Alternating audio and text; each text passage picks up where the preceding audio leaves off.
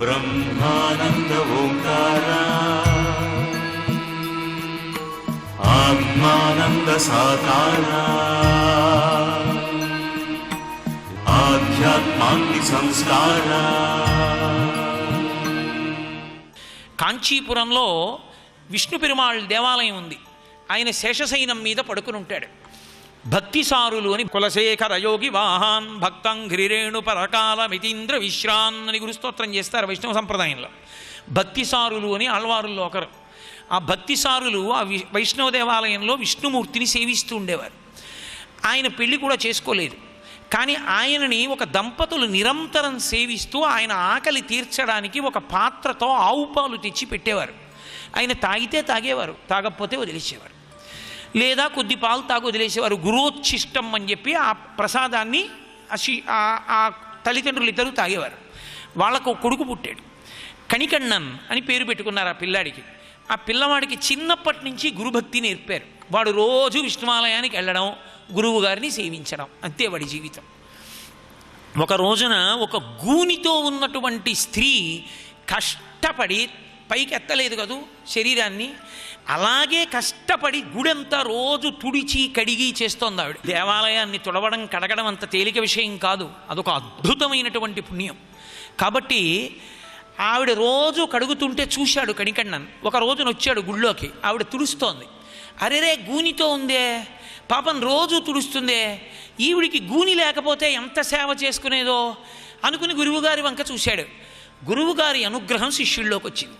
ఆయన వెళ్ళి ఆ గూని ముట్టుకున్నాడు. ఆవిడ నిండు యవ్వనంలోకి వచ్చేసి పరమ సౌందర్య రాశి అయి నిలబడింది. నిలబడి చక్కగా గుడి తుడిచి కడిగేస్తాం. ఆమె దేవదాసి కాబట్టి ఇతరులను వివాహం చేసుకోదు. ఈ వార్త మహారాజుకి తెలిసింది. మహారాజుకి తెలిసి ఆయన వృద్ధాప్యంలోకి వెళ్ళిపోయాడు. వెంటనే కణికణ్ణన్ని పిలిచాడు. పిలిచి, ఏమో నేను వృద్ధాప్యంలోకి వెళ్ళిపోయాను, నువ్వేదో ఒక వృద్ధురాలు గూని స్త్రీని ముట్టుకున్నావుట, ఆమె గూని పోయిందిట, గుడి తుడిచిందిట, ఏది నన్ను కూడా ఒకసారి ముట్టుకుని యవ్వనం ఇయ్యి అన్నాడు. ఆయన అన్నాడు, ఆమెకి నేను గూని పోగొట్టడానికి కారణం నా శక్తి కాదు, మా గురువు గారి అనుగ్రహం. అది నా మీద పడింది, దాన్ని నేను ఆమె మీదకి తిప్పాను, ఆమెకి గూనిపోయింది. ఆమెకి గూని ఎందుకు పోగొట్టాను, ఆ సంకల్పం ఎందుకు వచ్చిందంటే ఆమె దేవాలయం తుడుస్తుంది, కడుగుతుంది, ఈశ్వరుణ్ణి సేవించుకుంటుంది. ఇప్పుడు ఈ ఆరోగ్యవంతమైన శరీరం ఉంది కాబట్టి మరింత ఉత్సాహంతో సేవిస్తుంది. నీకు యవ్వనం ఇస్తే ఇంకో 10 మంది రాణుల్ని తెచ్చుకుని భోగిస్తావు. నీకెందుకు యవ్వనం? భోగించిన దాని చేత వైరాగ్యాన్ని పొందు, నిన్ను ముట్టుకోను, నీకు ఇవ్వనివ్వను అన్నాడు. మా గురువుగారు అనుగ్రహించారు, నేను కాదు అనుగ్రహించవలసింది, నిన్ను ముట్టుకున్నా నాకు ఆ శక్తి రాదు, ఎందుకంటే గురువుగారు అంగీకరించారు ఈ విషయం. రాజుకి కోపం వచ్చింది. దేశం నుంచి బయటికి పోవన్నాడు. అలాగే వెళ్ళిపోతానన్నాడు. ఆయన ఏం బెంగెట్టుకోలేదు. తిన్నగా విష్ణువాలయానికి వచ్చాడు. భక్తిసారులు కూర్చుని ఉన్నారు. అయ్యా, రాజుగారు నన్ను పిలిచి ముట్టుకోమన్నారు, యవ్వనం ఇమ్మన్నారు, ఇదంతా మీ అనుగ్రహం అని చెప్పాను. గూనిదాన్ని ముట్టుకున్నాను అంటే దేవాలయ సేవ చేస్తోంది కాబట్టి ముట్టుకున్నానని చెప్పాను. గురువుగారు అనుగ్రహించరు మమ్మల్ని ఇలాంటి వాటికి, అందుకని ముట్టుకోనని చెప్పాను. కానీ ఆయన వినలేదు. కోపగించి నన్ను దేశం విడిచి వెళ్ళమన్నాడు. నాకేం బాధ లేదు, మీ గౌరవం నిలబడ్డం ప్రధానం, నేను వెళ్ళిపోతున్నానన్నాడు. వెంటనే భక్తిసారులు లేచన్నారు, స్వామివారు పడుకుని ఉన్నారు శేషశయనం మీద, కణికణ్ణన్ వెళ్ళిపోతున్నాడు అన్నారు. ఆయన ఇంకేం అనలేదు. శిష్యవాత్సల్యం అంటే అది. కణికణ్ణన్ వెళ్ళిపోతున్నాడు అంటే కణికణ్ణన్ వెళ్ళిపోయాక నేను ఉండను, నేను వెళ్ళిపోతాను. నేను వెళ్ళిపోయినా నువ్వు అలాగే పడుకుంటావా, అది దాని అంతరార్థం. నువ్వు లే అనలేదు, కణికణ్ణన్ వెళ్ళిపోతున్నాడు అదొక్కటే అన్నారు. వెంటనే ఆయన లేచి నిలబడ్డాడు. విష్ణువు లేచి నిలబడితే ఆయన అన్నారు, నిలబడతావే, వెళ్ళాలి, నీ పెట్టి సర్దుకో అన్నారు. మాకంటే ఏమున్నాయి, నీకు శేషశయనం ఒకటి ఉంది కదా, పరుపు బెడ్డింగ్ కట్టు. ఆయన గబగబా చుట్టేసుకున్నాడు. చుట్టేసుకుని చంకలో పెట్టుకున్నాడు. పద, కణికణ్ణన్ ఎక్కడికి వెడితే అక్కడికి వెడదాం మనం. కణికణ్ణన్ ముందు ఎడుతున్నాడు, వెనక గురువు ఎడుతున్నాడు, వెనక ఈశ్వరుడు వెళ్ళిపోతున్నాడు. ముగ్గురు పాలార్ అని ఇప్పటికీ ఉంది క్షేత్రం. పాలార్ నది ఒడ్డుకు వెళ్ళారు. చీకటి పడింది. శ్రీ మహావిష్ణువు మహానుభావుడు, ఆయన భక్తుల వైభవాన్ని ప్రకటించద్దు. ఆయన అన్నాడు, చీకటి పడిపోయింది కదా భక్తి సారా, ఇప్పుడు ఎక్కడికి వెడతాం, ఇవాళ రాత్రి ఇక్కడ ఉందాం అన్నాడు. అని నించున్నాడు. పడుకో, వేసుకో శేషశయనం. ఆయన వెంటనే దాన్ని ఇప్పుకుని వేసుకుని పడుకున్నాడు. వీళ్ళిద్దరూ కూడా పడుకున్నారు. తెల్లవారింది. విష్ణువు వెళ్ళిపోతే లక్ష్మి ఎందుకు ఉంటుంది? లక్ష్మీ పూజలు చేస్తే ఐశ్వర్యం రాదు, లక్ష్మీనారాయణార్చన చేస్తే ఐశ్వర్యం వస్తుంది.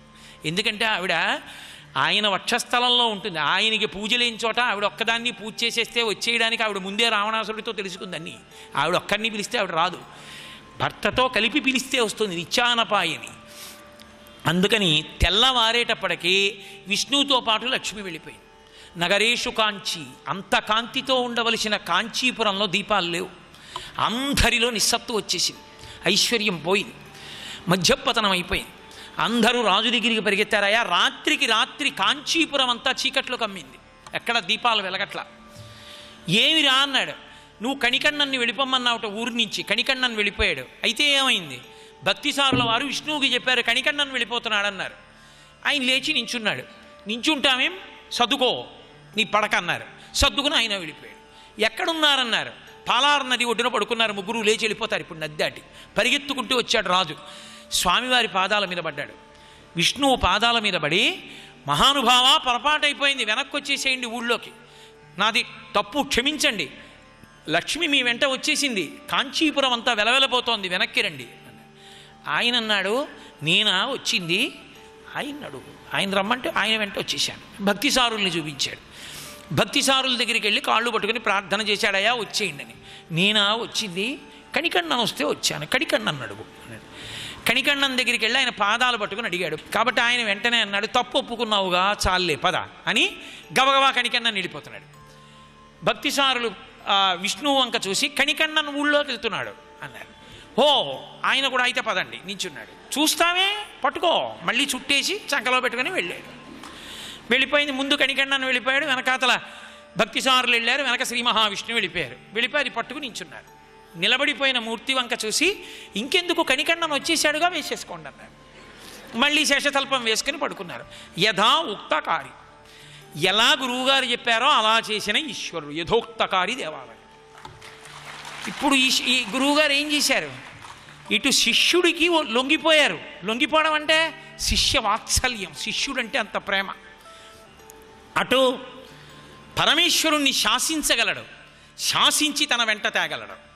అందుకే శిష్యుడి కోసం ఈశ్వరుణ్ణి తన వెంట పట్టుకొచ్చేసాడు కాబట్టి యథోక్తకారి, నేను శిష్యవాత్సల్యం ఉన్న గురువుకింత వశవర్తిని అని చెప్పడానికి ఇప్పటికీ కాంచీపురంలో యథోక్తకారి దేవాలయం, పాలార్ నది ఒడ్డునున్న క్షేత్రం పరమ ప్రమాణములుగా నిలబడున్నాయి. శైవ సాంప్రదాయంలో 63 మంది నాయనార్లలో ఒక నాయనార్, మహానుభావుణ్ణి సోమాసిమార నాయనార్ అని పిలుస్తారు. ఆయనకు ఓ కోరిక, నేను యజ్ఞం చేస్తున్నప్పుడు మహేశ్వరాయ స్వాహ అని పిలిస్తే పరమశివుడు వచ్చి చెయ్యి పట్టి హవిస్సు పుచ్చుకోవాలని. ఎలా? పరమశివుడు ఎందుకు వస్తాడు? బాగా ఆలోచించి పరమశివుణ్ణి తేగలిగినటువంటి పరమభక్తుడు సుందరమూర్తి. సుందరమూర్తి నాయనారు ఇంటికి వెళ్ళాడు. ఆయన ఎప్పుడు శివదర్బార్, శివభక్తులందరినీ కూర్చోబెట్టుకుని మాట్లాడుతూ ఉంటాడు. ఆయన యొక్క సమయం దొరకడం అంత తేలిక కాదు. ఆయన ఎవరితో మాట్లాడు, ఎప్పుడు శివభక్తులతో మాట్లాడుతుంటాడు. ఎలా? అందుకని నది ఒడ్డున పెరిగేటటువంటి ఒక రకమైనటువంటి తోటకూర లాంటి ఆకుకూర ఒకటి జ్ఞానం కోసం తింటారు, కామప్రచోదనం లేకుండా ఉండడానికి. ఆ ఆకుకూర రోజు నది ఒడ్డు నుంచి తీసుకెళ్ళి వంటవాడికి ఇచ్చి సుందరమూర్తి నాయనారికి పెట్టమనేవాడు. వంటవాడు వండి పెట్టేవాడు, సుందరమూర్తి నాయనారు తింటుండేవాడు. నెలలు గడిచిపోయాయి. ఆయన ఎవరు తెచ్చారని అడగలేదు, వంటవాడు చెప్పలేదు, ఈయన తెస్తూనే ఉన్నాడు, ఆయన తింటూనే ఉన్నాడు. చాలా కాలం అయిపోయాక నదికి వరదలు వచ్చాయి. పరమశివుడు అనుగ్రహం అలా ఉంటుంది. వరదలు వస్తే ఆయన తేలేకపోయాడు పాపం నది దాటి. ఏదో వారం రోజులు అయిపోయిన తర్వాత నదికి వరదలు తగ్గాయి. మళ్ళీ ఆ ఆకుకూర పట్టుకొచ్చి వంటవాడికి ఇచ్చాడు. కొన్ని నెలల నుంచి ఆ కూర తినడం అలవాటైన సుందరమూర్తి ఆ కూర లేదే అని అడిగాడు వంటవాడిని. ఏమో ఎవరో బ్రాహ్మణుడు పట్టుకొచ్చి ఇస్తున్నాడు, 4 రోజుల నుంచి తేవట్లేదన్నాడు. కొన్ని నెలల నుంచి తెచ్చాడా? నే తిన్నానా? నా సప్తధాతువులలో అది చేరిందా? ఎందుకు తెచ్చాడో వస్తే నా దగ్గరికి పంపన్నాడు. ఇప్పుడు మళ్ళీ ఆకుకూర పట్టుకొచ్చాడు. ఆయన పంపించాడు సోమాసిమార నాయనార్ని.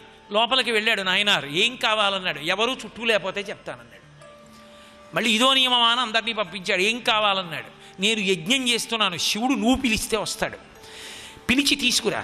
నేను స్వాహ అని పిలిచినప్పుడు ఆయన చేయి పట్టాలి, అగ్నిముఖంగా ఇవ్వను, ఆయన చేతిలో పెడతా, తినాలి, ఇది నా కోరిక, నువ్వు తేగలవు శివుణ్ణి అన్నాడు.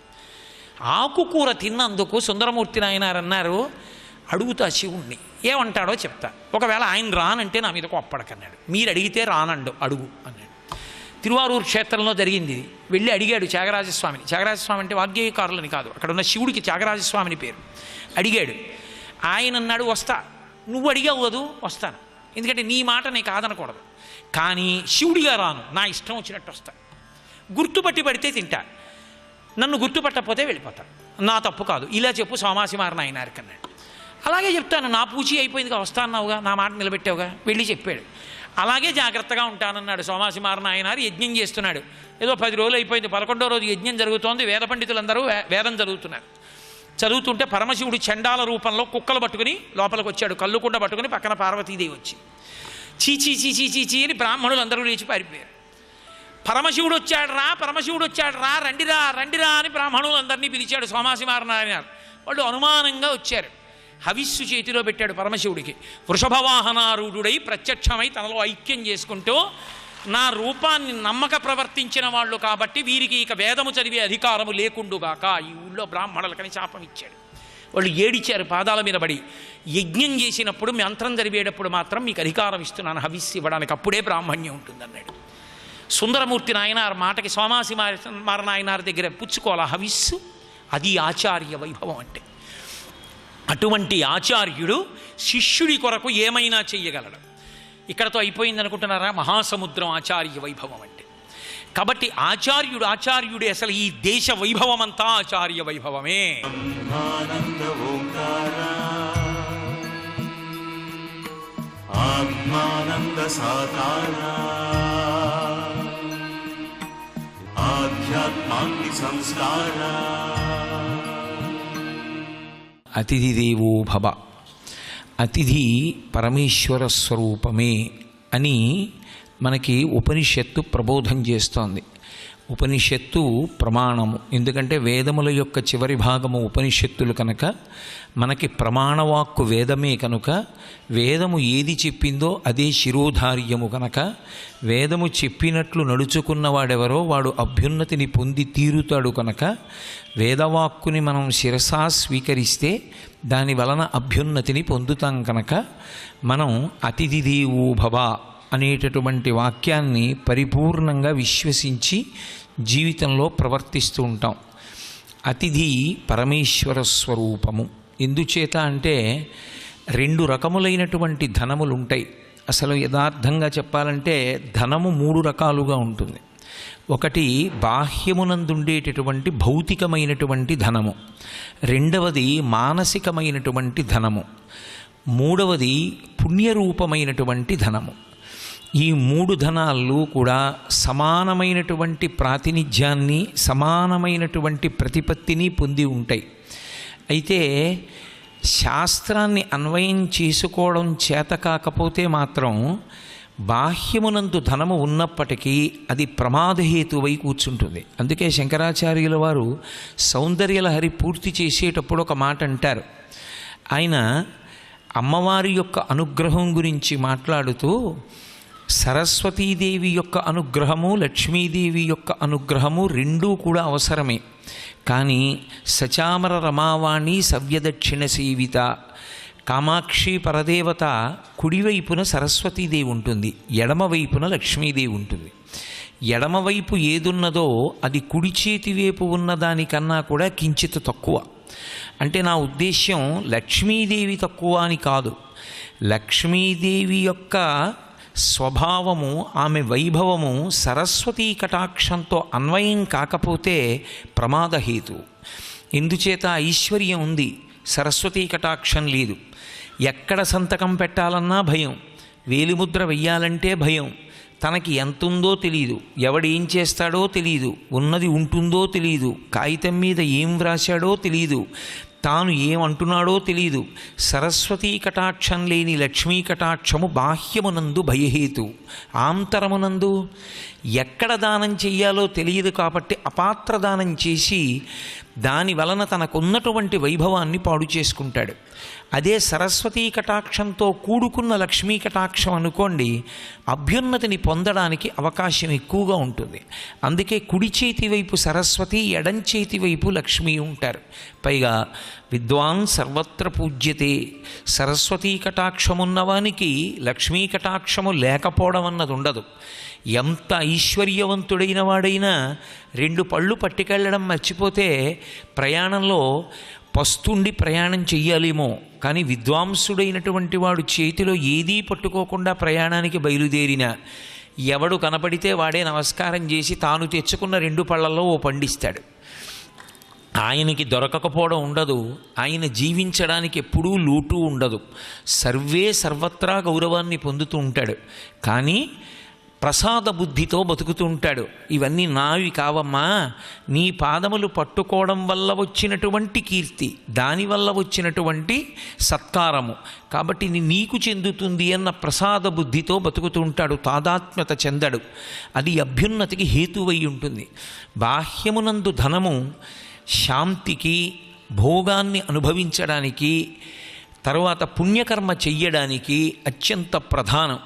రెండవది మానసికమైనటువంటి ధనము. మానసికమైనటువంటి ధనము అంటే శాంతి.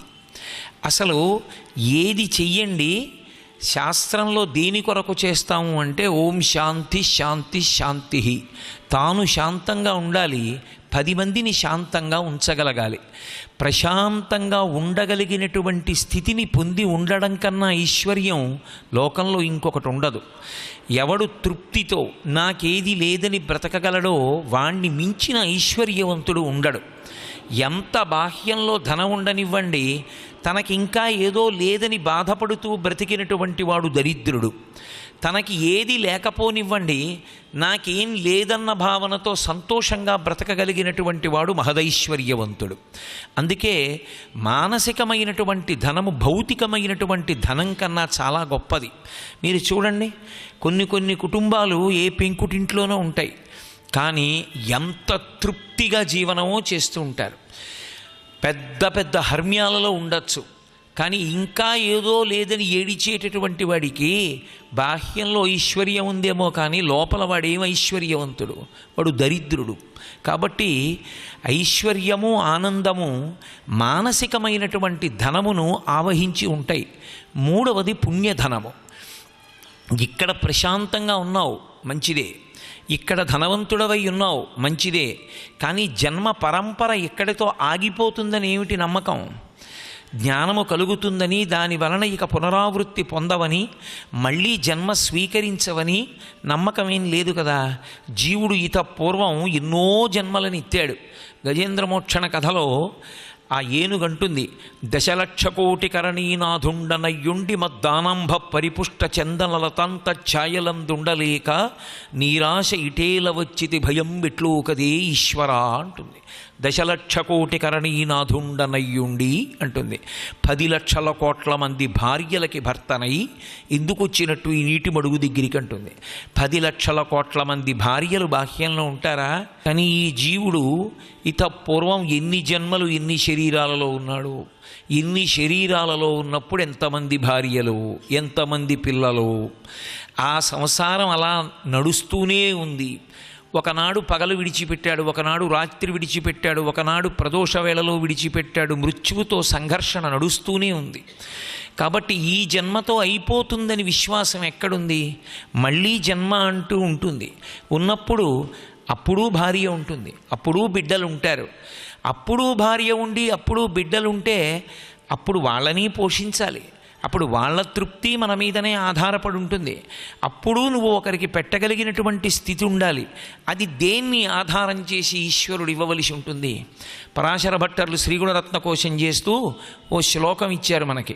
యద్భ్రూభంగాః ప్రమాణం స్థిరచర రచన తారతమ్యే మురారే వేదాంతాః తత్వచింతాం మురభిదురసి యత్పాదచిహ్నైత్తరంతి భోగోపోద్ఘాతకైళీచులికిత భగవత్వైశ్వరూప్యానుభావా సానశ్రీ అస్పృణీతాం అమృతలహరిధీ లంఘనీయై అపాంగై అన్నారు. అపాంగై. అమ్మా, ఐశ్వర్యం ఎందుకు అబ్బుతుందో తెలుసా? చతుర్ముఖ బ్రహ్మగారు పుర్రె చేత్తో పట్టుకుని జీవుణ్ణి సృజించే ముందు ఆ పుర్రె చేత్తో పట్టుకుని వ్రాయడం మొదలు పెడతాడు. వీడికి చదువు ఎంత ఉండాలి, ఏదో రాస్తాడు. ఆయుర్దాయం ఎంత ఉండాలి, రాస్తాడు. బలం ఎంత ఉండాలి, రాస్తాడు. ఐశ్వర్యం ఎంత ఉండాలి, ఐశ్వర్యము అని రాసి తల్లి వంక చూస్తాట, లక్ష్మీదేవి వంక. గత జన్మలో ఈ పుర్రె పేరేమిటి, ఈ జీవుడు ఏ పుర్రెతో బతికాడు, వాడి పేరేమిటి అప్పుడు అని అడుగుతుంది అమ్మవారు. అమ్మ ఫలానా వాడమ్మా అంటుందిట. ఆవిడేమందో సామాన్యము అని రాస్తాడు. ఆవిడ విని, వీడా ఒకరికి పెట్టినవాడు కాడు, తలదించుకుంటుంది, దరిద్రుడు అని రాస్తాడు. ఒకడి పేరు చెప్తాడు, చెప్పేటప్పటికీ లక్ష్మీదేవి అంటుందిట, ఇలా అంటుందిట, వాడా అంటుంది. యద్భ్రూభంగా ప్రమాణం, వాడా అని లక్ష్మీదేవి కనుబొమ్మ పైకెత్తితే వాడు మహదైశ్వర్యవంతుడవుతున్నాడు. కలిసొచ్చింది అంటారే, అది ఎక్కడి నుంచి వచ్చింది అంటే పరాశర భట్టర్లు చెప్పారు. గత జన్మలలో చేసుకున్నటువంటి పుణ్యము ఖర్చు అయిపోతోంది. అది ఖర్చు అయిపోయి ఇప్పుడు ఐశ్వర్యమైంది. ఇప్పుడు ఐశ్వర్యమై భోగకారకమైంది. వచ్చే జన్మకి మళ్ళీ పుణ్యం ఉంటేనే. పుణ్యం ఎక్కడి నుంచి వస్తుంది? అందుకే పుణ్యధనం అంటారు.